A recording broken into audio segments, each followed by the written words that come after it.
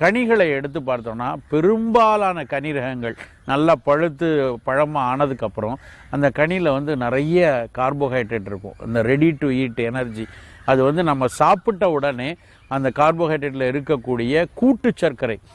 ஏன் கூட்டு சர்க்கரைன்னு சொல்கிறோம் அப்படின்னா, சாதாரணமாக எனர்ஜி வேணும்னா ஒரு ஸ்பூன் சர்க்கரையை போட்டு போயிடலாமா, எதுக்கு பழம் சாப்பிடணும் அப்படிங்கிற கேள்வி வரும். இந்த நேரடியாக ஒரு ஸ்பூன் சர்க்கரையை போட்டோம்னா அந்த சர்க்கரை வந்து வேகமாக இரத்தத்தில் கலந்துரும். வேகமாக இரத்தத்தில் கலந்து உடனடியாக அது வந்து கலோரியாக மாற்றப்படவில்லை அப்படின்னா அது பெரிய அளவில் பயன் இருக்காது.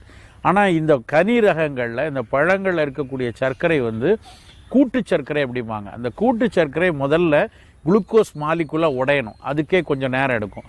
அதுக்கப்புறம் அந்த பழத்தோட வந்து இருக்கக்கூடிய மற்ற கார்போஹைட்ரேட்டான நார்பொருட்களோடு சேர்ந்து இருக்கும்போது அது உடம்புக்குள்ளே மெதுவாக ஆற்றலை கொடுக்கும். எந்த பொருள் நம்ம சாப்பிட்ட உடனே